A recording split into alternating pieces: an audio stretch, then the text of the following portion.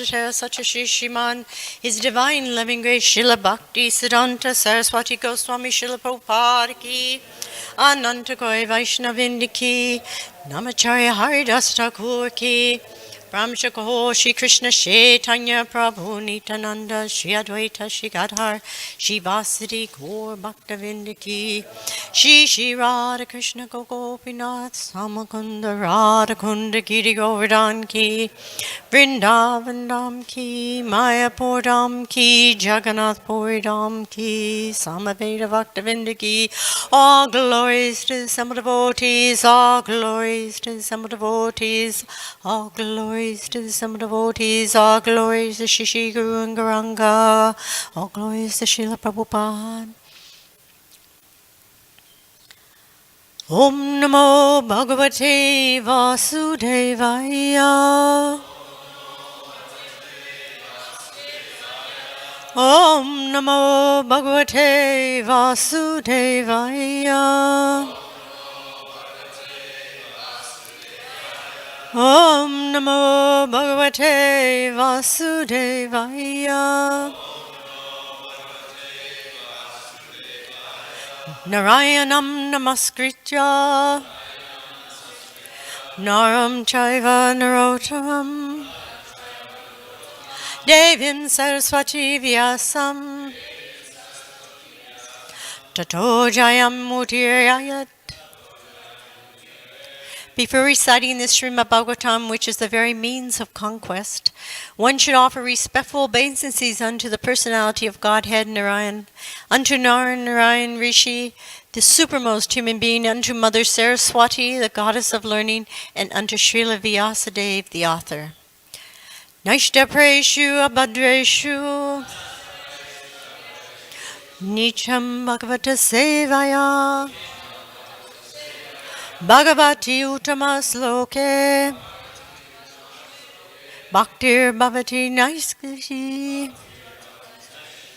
By regular attendance in classes on the Bhagavatam and by rendering of service to the pure devotee, all that is troublesome to the heart is almost completely destroyed.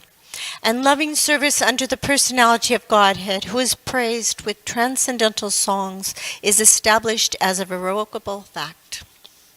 Om Ganacham Randasya Jana Jana Salakaya Jasu Militanyena Tasmai Shri Gaurave Namaha Shri Chaitanya Manobhistam Sapitam Yena Bhutale Swayam Rupa Gadanmayam Dadanti Swavadantikam Vandeham Shri Guru Shri Yuta Barakamalam Shri Gurum Vaishnavamscha Shri Rupam Sarjajatam Sahagana Raghunatam Vitam Tam Sajivam Sadvaitam Sadvadhutam Parijana Saitam Krishna Chaitanya Devam Shri Radha Krishna Padam Sahagana Lalita Shri Vishika Vedamscha. Hey Krishna Karuna Sindhu Dina Bandhu Jagapate Opesa Gopika Kanta Radha Kanta Namosute Tapta Kanchana Gorange Radhe Vindavanishwari Vishapanusute Devi Pranamami Hari Priye Vanchakapatrvyascha Kripa Sindhu Pyevacha Patitanam Pavanevyo Vaishnavevyo Namo Namaha Shri Krishna Chaitanya Prabhu Nityananda Shri Advaita Gadadhar Shri Vasadi Gaur Bhaktavinda Hare Krishna Krishna Krishna Hare Hare Hare Rama Rama Rama Hare Hare. Jai Srila Prabhupada. So we are in the first canto, chapter 15, verse 8. The Pandavas retire timely. Yatsan hivav ahamyu kandavam agnaye dam indram sha samara ganam Tarasa Vijitya Labha Sabha Maya Kritaputa Silpa Maya Digbyo Haran Nirpatayo Balim Advarete Yatsaninav Abharan Yukandavam Agnayetam Indracha Samaraganam Tarasa Vijitya Labhasabhya Maya Krita Bhuta Silpamaya Digyo Harannipayayo Balim Avarete Yatsani Avaham Yukadavam Agnayetam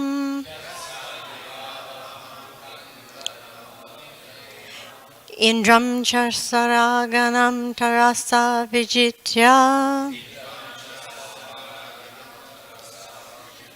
Labhasabhya Maya Krita Bhuta Silpa Maya Digbyo Harannipatayo Balima Parete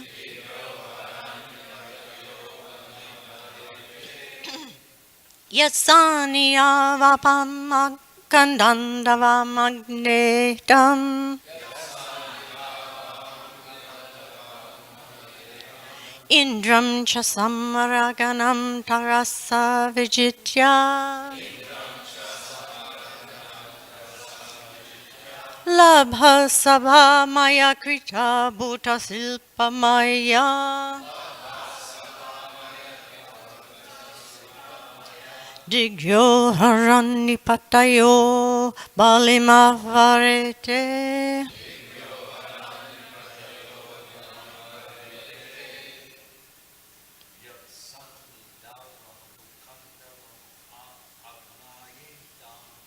Yatsani Avaham Nukandavam Agneyam Indram Chasamaraganam Tarasa Vijitya Labha Sabha Maya Krita Bhuta Silpa Maya Digyo Harannipatayo Balim Avarete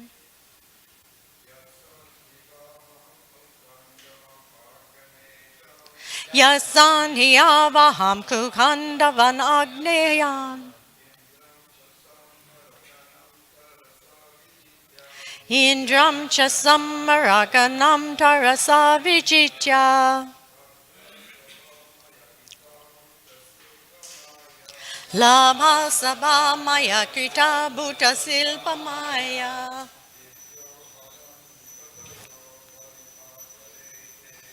Digyo Harannipatayo Balim Avarete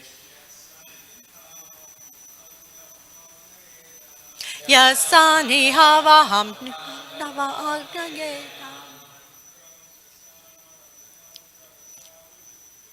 Indram Chasamaraganam Tarasa Vijitya Nasapa Maya Krita Bhuta Silpa Maya Digyo Harannipatayo Balana Varete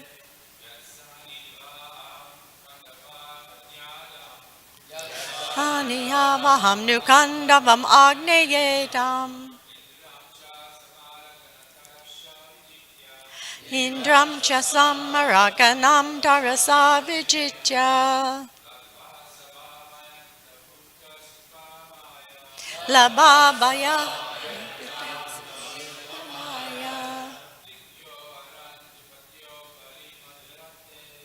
Digyo harani patayo balima varete. Yasani avaham nukandavam agnayedam. Indram cha samaraganam darasa vijitya.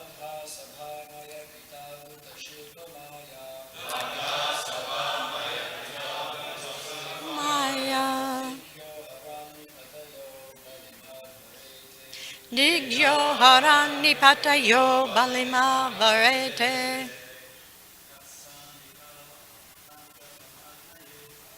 Yasani avaham nukandavam agnayedam. Indram cha samaraganam darasa vijitya. Labha sabha maya krita bhutasipla maya. Digyo harani patayo balima varete. Vaishnavis?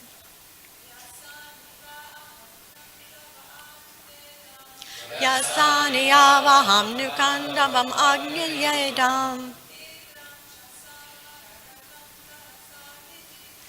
Indram cha samaraganam darasa vijitya.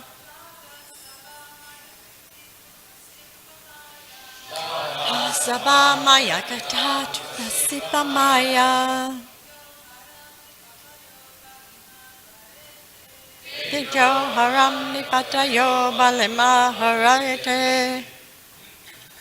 Yat, whose, saniyo, being nearby, aham, myself, you, note of astonishment, kandavam, the protective force of Indra, king of heaven, agnave, unto the fire god, adam, delivered, indram, Indra, cha, also, sa, along with amarganam, the demigods, tarasa, with all dexterity, vijitya, having conquered, labha, having obtained, sabha, assembly house, mayakrita, built by Maya, adbhuta, very wonderful, silpa, art and workmanship, maya, potency, digbya, from all directions, aharan, collected, nipataya, all princes, balim, presentations, advare, brought, te, your. Translation and purport by His Divine Grace A.C. Bhaktivedanta Swami Prabhupada. Because he was near me, it was possible for me to conquer with great dexterity the powerful king of heaven, Indradev, along with his demigod associates, and thus enable the fire god to devastate the Khandava forest. And only by his grace was the demon named Maya saved from the blazing Khandava forest. And thus we could build our assembly house of wonderful architectural workmanship where all the princes assembled during the performance of Raja Surya Yagya and paid due tribute. Please repeat. Because he was near me, it was possible for me to conquer with great dexterity the powerful king of heaven, Indradev, along with his demigod associates, and thus enable the fire god to devastate the Khandava forest. And only by his grace was the demon named Maya saved from the blazing Khandava forest. And thus we could build our assembly house of wonderful architectural workmanship, where all the princes assembled during the performance of Raja Shurya and paid due tribute. The demon named Maya Dandava was an inhabitant of the forest of Khandava, and when the Khandava forest was set on fire, he asked protection from Arjuna. Arjuna saved his life, and as a result of this, the demon felt obliged. He reciprocated by building a wonderful assembly house for the Pandavas, which attracted the extraordinary attention of all state princes. They felt the supernatural power of the Pandavas, and thus, without grudge, all of them submitted and paid tribute to the emperor. The demons possess wonderful and supernatural powers to create material wonders, but they are always disturbing elements of the society. The modern demons are the harmful material scientists who create some material wonders for disturbance in society. For example, the creation of nuclear weapons has caused some panic in human society. Maya was also a materialist like that, and he knew the art of creating such wonderful things. And yet Lord Krishna wanted to kill him. When he was chased both by the fire and by the wheel of Lord Krishna, he took shelter of such a devotee as Arjuna, who saved him from the wrath of the fire of Lord Shri Krishna. Devotees are therefore more merciful than the Lord, and in devotional service the mercy of a devotee is more valuable than the mercy of the Lord. Both the fire and the Lord ceased from chasing the demon as soon as both of them saw that the demon was given shelter by such a devotee as Arjuna. This demon, feeling obliged to Arjuna, wanted to do some service to show his gratefulness, but Arjuna declined to accept anything from him in exchange. Lord Shri Krishna, however, being pleased with Maya for taking shelter of a devotee, asked him to render service unto King Yudhisthira by building a wonderful assembly house. The process is that by the grace of the devotee, the mercy of the Lord is obtained, and by the mercy of the Lord, a chance to serve the Lord's devotee is obtained. The club of Bhishmasena was also a gift of Maya Dandava. So we've noticed that the meter of the verse is changed, and this means there's a change in the instruction. There's a change in the mood. And previously Arjuna is standing before Yudhisthira in a most perturbed way. He's completely disturbed by the absence of his dear friend Krishna. And they're having this heart-wrenching exchange. It's burning them like fire, worse than death. They had an astonishingly strong attachment for Lord Krishna. And his absence is causing them unbearable grief. This is a testimony to their relationship with Krishna. Arjuna couldn't speak. He was mute. His tears are flowing from his eyes. On the battlefield, Arjuna practically single-handedly won the war. Yet now he's in worse condition than when he went to Krishna for help in trying to build up his courage to fight the Kurus. He's standing here in such a disturbed condition. Because of difficulties in this world, and these difficulties are sometimes referred to as the dark night of the soul, we feel cut off from any kind of divinity. We all go through this to some degree or another.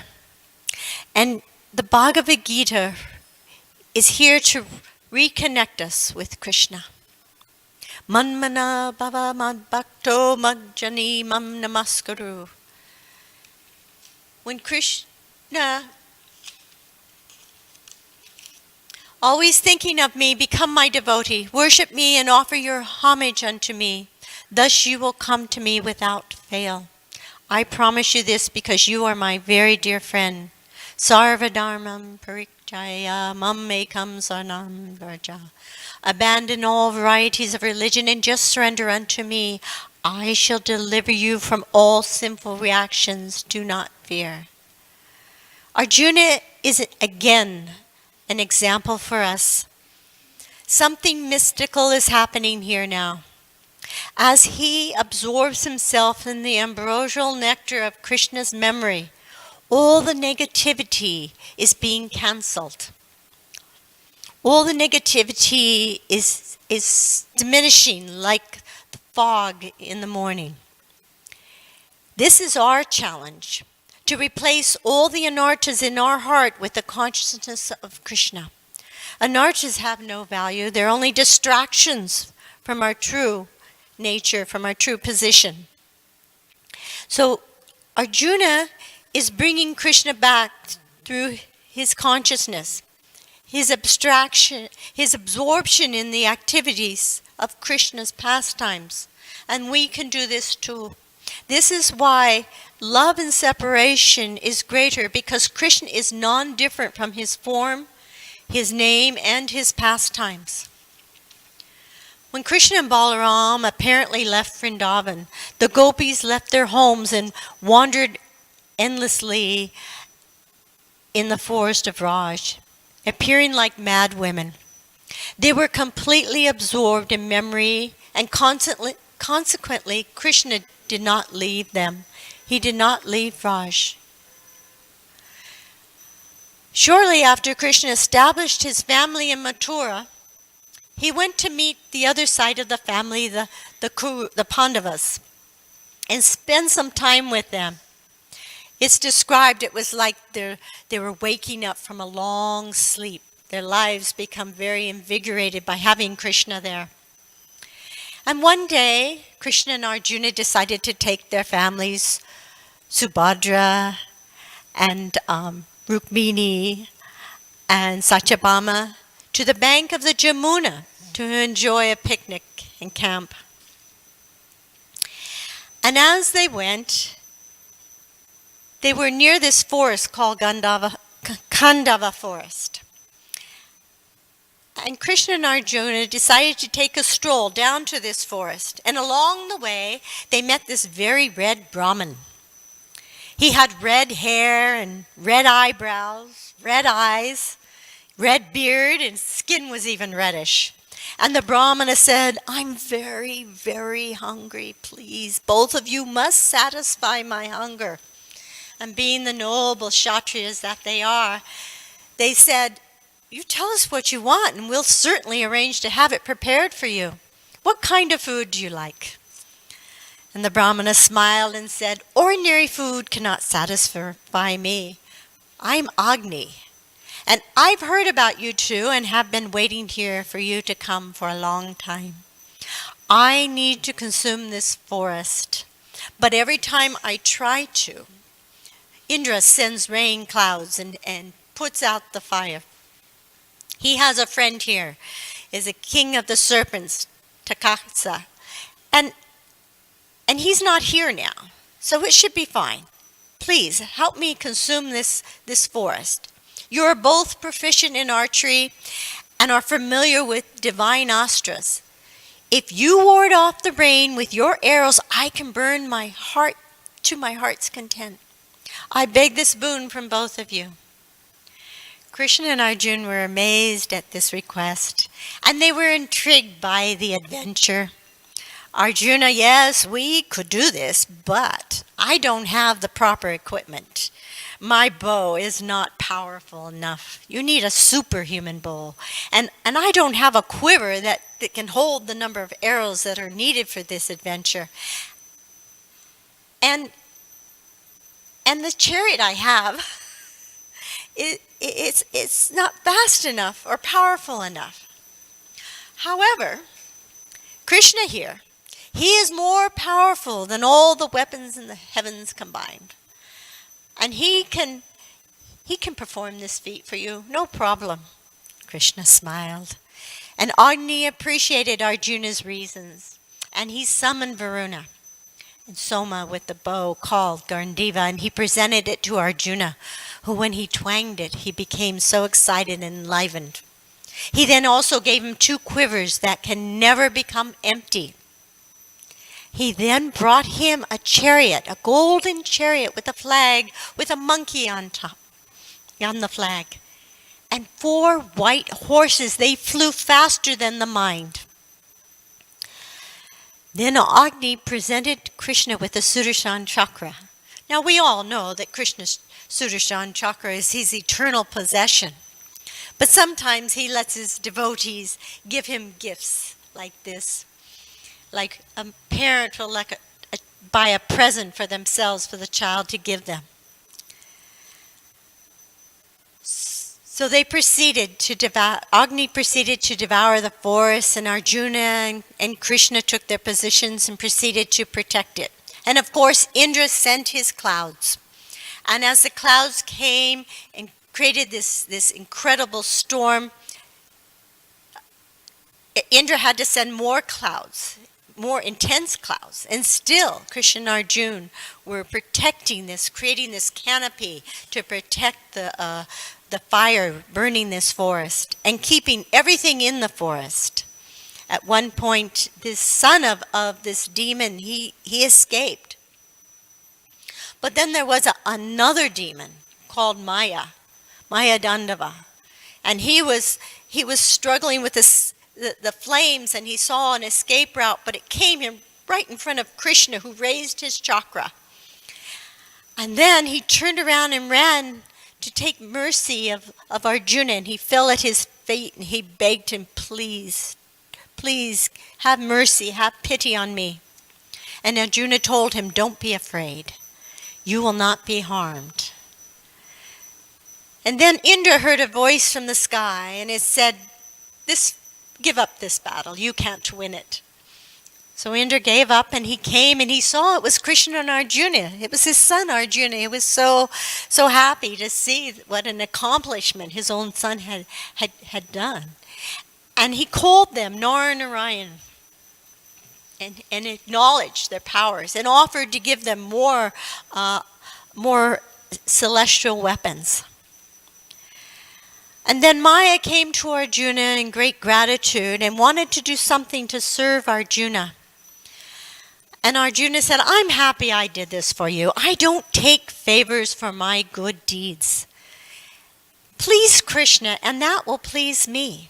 So Maya came to Krishna and paid his obeisances. And he asked Krishna, what can I do to please you? And Krishna seemed to ponder for a moment. That pondering was that Krishna was creating his mission, and what that was to destroy all the demoniac kings on this planet. So he told Maya, he said, you're a great architect. So this devotee Yudhisthira is very dear to me. Build him an amazing palace, and it will please me, and it will please Arjuna. So Maya took up this task, and he built an amazing palace, unique. It was filled with special gems that glowed.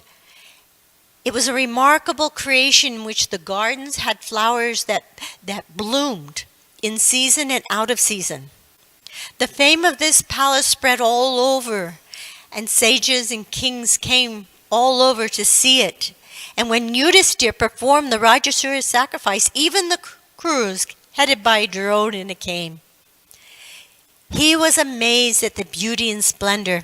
For one who has envy in his heart, however, there were some gadgets in this palace that caused reactions to that envy. And as Duryodhana wandered about, he saw what appeared to be a pond. And he came up upon it, and he said, oh, it's not a pond, it's just a highly polished marble floor. And he took a few more steps and fell into this deep pond with all his turban and jewels and fine cloth. And standing right there at that time, Draupadi and other queens, and they started laughing uncontrollably. Yudhisthira heard the commotion and came and tried to stop them. Don't laugh, don't laugh. And Krishna stopped Yudhisthira. Let them laugh. Because Krishna know that Duryodhana, this was a turning point in his heart, became very hard and very angry towards the Pandavas. This is a mentality of a demon. A demon can never forgive. A demon holds these things in his hearts. But this was perfect for Krishna's plan, for creating the battle of Kurukshetra. Srila Prabhupada explains in the purport that demons possess wonderful and supernatural powers to create material wonders. But they also create disturbing elements like the nuclear weapons, which even to this day, this is over 50 years ago, Prabhupada wrote this, and even to this day, the world is disturbed by how many really crazy countries and crazy leaders have control of nuclear weapons. But it hasn't stopped there. They keep creating more and more disturbing elements, like GMOs, vaccinations, so many disturbing elements, technology. Interesting, I was reading something about technology, and it's one of the first things that people do in when they wake up every morning is they look on their smartphone or whatever. And this actually has a very negative effect on us because we're in a very vulnerable state at that time. We're very impressionable. That's why Srila Prabhupada gave us the morning program. He encouraged us to chant first thing in the morning, in that we're impressing ourselves with spiritual consciousness. Another point that Srila Prabhupada made in this purport is that by the mercy of Krishna, association with the devotee is attained, and by the association with the devotee, service to Krishna is attained.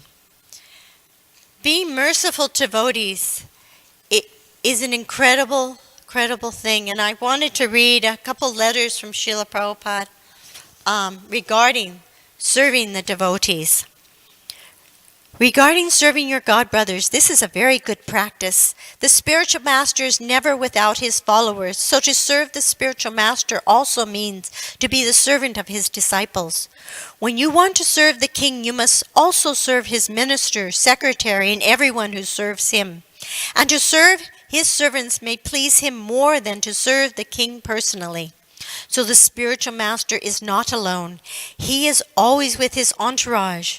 We are not impersonalists. We take care of every part of the whole, as much as one should care for his hat, as well as his shoes. Both are equally important for the upkeep of the body.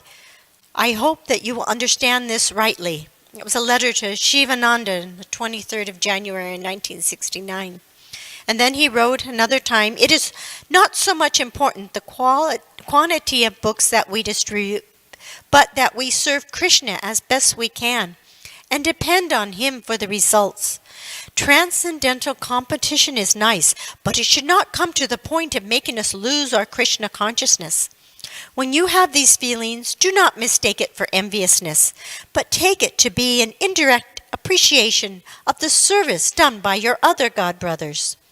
This is spiritual. In the material world, when someone surpasses us in some way, we become angry and plan how to stop them. But in the spiritual world, when someone does better service, we think, oh, he has done so nicely. Let me help him to execute his service. So we should always endeavor to keep this attitude and serve Lord Krishna to the best of our ability. That will make one's advance in spiritual life. Another letter. Why should he have a servant? God brothers are not meant for being servants. Without the spiritual master's order, nobody can utilize the service of a God brother as one's personal servant. We address each other as Prabhu. So how can we engage our God brother as a servant? Lord Chaitanya Mahaprabhu engaged Govinda Das, who was his God brother, as his servant, but that was only on the order of Sri Chaitanya Mahaprabhu's spiritual master. That was a letter to Kirtananda on 23rd of November 1974. And one of the symptoms of a devotee is that he's kind. If our God brother becomes ill, it is our duty to help him get the proper medicine and treatment so that he can recover. The devotee sees that he gets all facility, a hospital bed, proper prasadam, personal care, and visiting. So there's no question of ill treatment of our own God brothers simply because they are sick. Nor should you allow such neglect to go on. So long as we have this material body, there will be sickness. But we have to remain on the transcendental platform nevertheless. A letter to Sukadeva, the 5th of April, 1974. And the last one is a letter to Anuttama, in 1972. I am very pleased to know that you are feeling happy in your execution of devotional service. Service to Krishna's devotees is the highest stage of spiritual perfection. So you desire to render service to other devotees is very nice. You keep this humble attitude always, and your example will be a source of spiritual inspiration for everyone. And sometimes we have this temple is such a wonderful temple that it has so much going on. It's such a big temple, and there's so many wonderful devotees. But sometimes we don't get a chance to get to know how wonderful all the devotees are. And I'm going to say something, I don't want to embarrass him. He'll probably run out the door, but there's one devotee who I'm observing such wonderful service from, and his service cannot be easy. He has to coordinate all the service for Rukmini Dwarkadesh, and I believe that this temple has more service for Rukmini Dwarkadesh than any other temple has for their deities. They dress the deities 3 times a day here, and even in Vrindavan, they don't do that. And the service here is done so nicely with so much dedication. Actually, I heard the rating of the different temples this year in Mayapur, and I was a little surprised that we didn't have the highest rating. And so I questioned this, because I don't see that. But he explained, well, it was a cleanliness issue. And that's not up to one person. That's up to all of us, is that we just walk through the kitchen and we see a paper or some trash. We should throw it away. We should take personal responsibility in some way or another to keep this temple in pristine condition for the Supreme Lord. But Rabindranath does an exceptional job, and I just wanted to appreciate him in an assembly of devotees, because that's glorifying a devotee. Once when Guru Das was glorifying a devotee and to Srila Prabhupada, he stopped. He said, "Oh, I'm sorry, Srila Prabhupada, I'm glorifying a devotee in front of Radha Govinda, your deities." And Prabhupada said, "That's okay. Krishna likes to hear the glorification of his devotees." So we'll stop here and open it up for anyone who wants to glorify anyone or has any questions or comments. Jai. Ananda Kirtan Prabhu.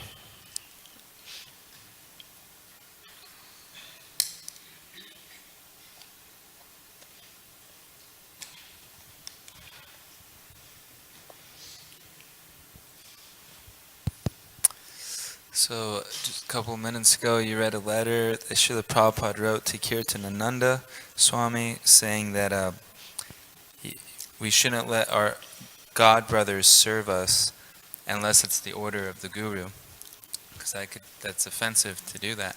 So I don't really understand the proper etiquette. Sometimes I'll find myself in a situation and I'm not sure what to do. Like the other day, we were at somebody's home, and they sat us down and they served us prasadam, and they were senior devotees, and even then I felt kind of bad, but I was respecting them serving us prasadam. But wait, can I finish? Sorry.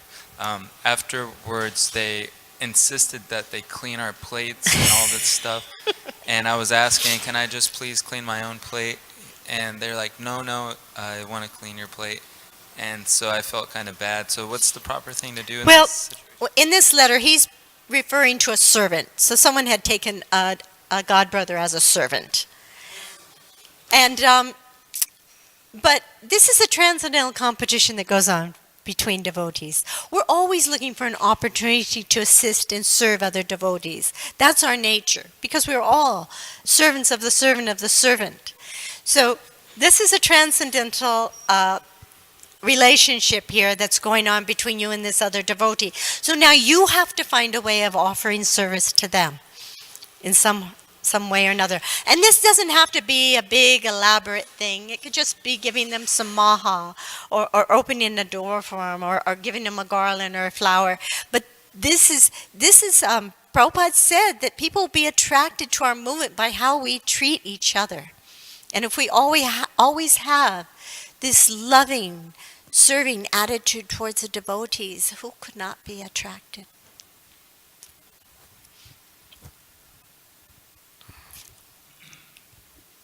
Thank you very much, Mataji, for the wonderful class.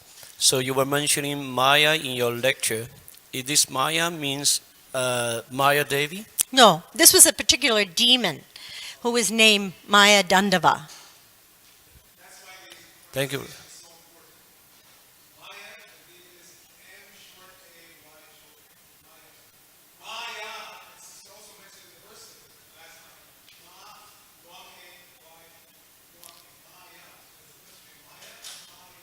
Thank you, Archita, Thank you very much. for clarifying that.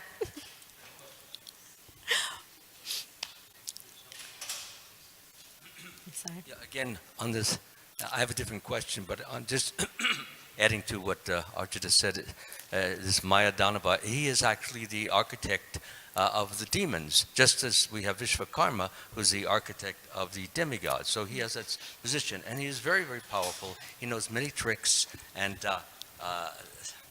anyway, the greatest trick that he knew when Krishna wanted to kill him, because he was a friend to the person who was living in that forest, he immediately threw himself at the feet of Arjun, and Arjun, being very kind and benevolent and protective, he was in a conflict. What do you do? Krishna wants to kill him, and should Arjun protect him?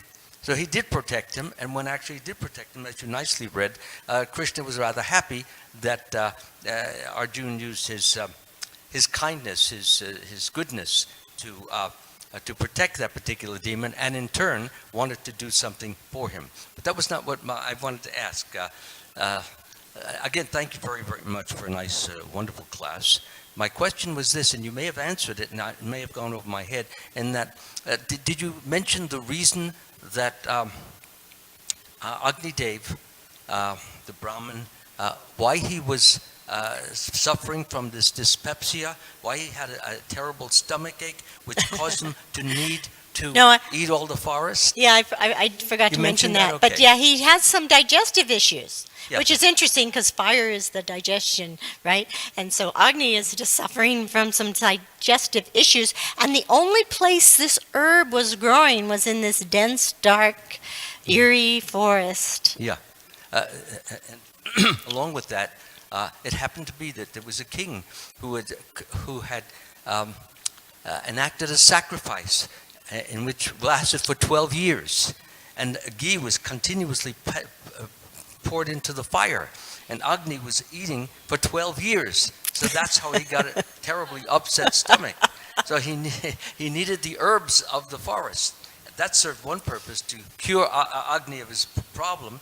And it served the other problem, was that the land needed to be made arable, because the Pandavas were going to receive that land when there was when after they had been stayed in the forest for over a year, and then they ended up in King Drupada's place, and then there was a discussion as that the Kurus would have to give, the Pandavas at least something, because actually they were entitled to it. So what Dhritarashtra decided to do is to give him the worst part, just a forest and a desert. Well, what are you going to do there? So therefore the forest had to be brought down completely, and then new buildings and what do you call buildings and vegetation and all of these things had to be done. So kind of two things were happening at once. Jai. Are there any other questions? So we shall end here. All glories to Srila Prabhupada.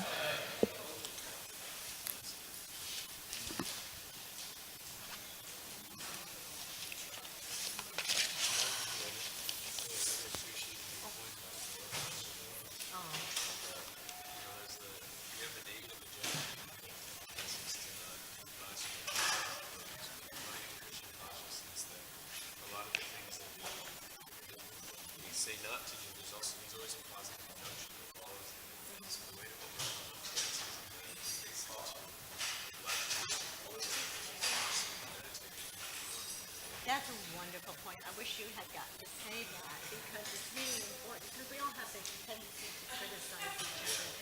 But by